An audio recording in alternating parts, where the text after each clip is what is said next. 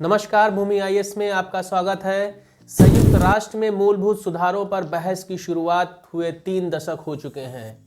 वैश्विक महत्व के इस निकाय में फैली अव्यवस्था पर तुर्क के राष्ट्रपति एर्दोगन ने स्पष्ट कहा है कि सुरक्षा परिषद अब विश्व की गारंटर नहीं रह गई।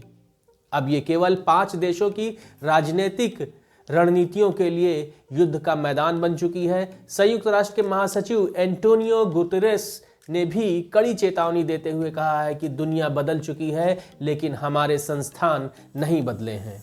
संयुक्त राष्ट्र सुरक्षा परिषद की सबसे बड़ी समस्या ये है कि ये आज की नहीं बल्कि 1945 की भू राजनीतिक वास्तविकताओं को प्रतिबिंबित करती है।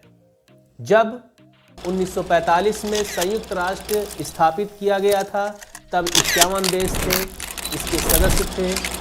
इसमें 11 सुरक्षा परिषद के सदस्य थे, यानी कि 22% देश परिषद में थे। लेकिन आज 193 देशों में से मात्र 15 देश यानी कि 8% से भी कम सुरक्षा परिषद के सदस्य हैं। 1965 में मूल चार्टर में बदलाव करके सुरक्षा परिषद की संख्या 11 से बढ़ाकर 15 की गई थी। ये अस्थायी सदस्य थे, लेकिन इस पर भी पूर्ण संख्या और सदस्यता के अनुपात में परिषद की संरचना की शक्ति के संतुलन को बनाकर नहीं रखा गया।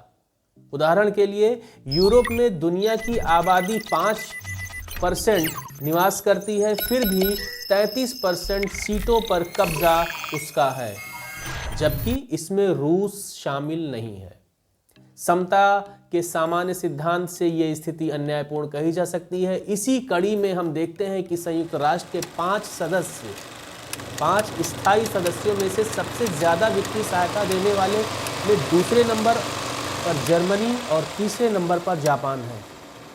फिर भी इन्हें चार्टर में शत्रु देश की संज्ञा दी जाती है, क्योंकि संयुक्त राष्ट्र की स्थापना द्वितीय विश्व युद्ध के बाद मित्र राष्ट्रों ने की थी। संयुक्त राष्ट्र में भारत जैसी बड़ी जनसंख्या, विश्व अर्थव्यवस्था में हिस्सेदारी और शांति स्थापना जैसे अभियानों के जरिए बड़ा योगदान देने वाले देशों को अभी भी स्थायी सदस्यता का अवसर नहीं दिया गया है।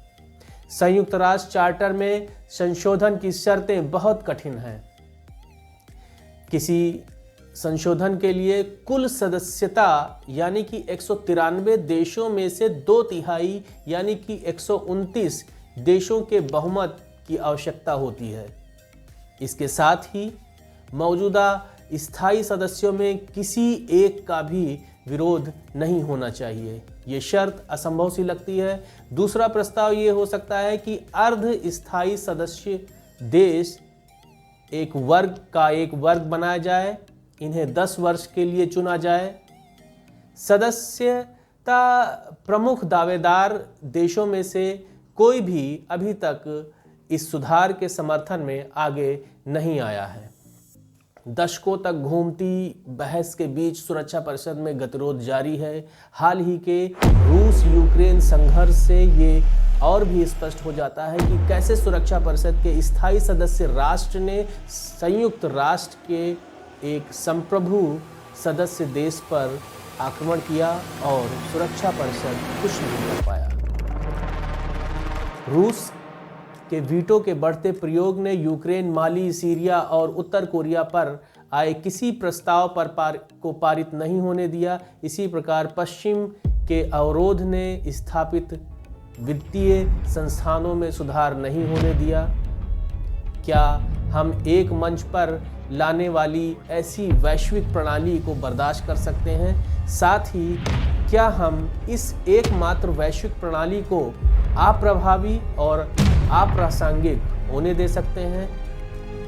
प्रश्नों के उत्तर आवश्यक है। मिलते हैं किसी और टॉपिक के साथ।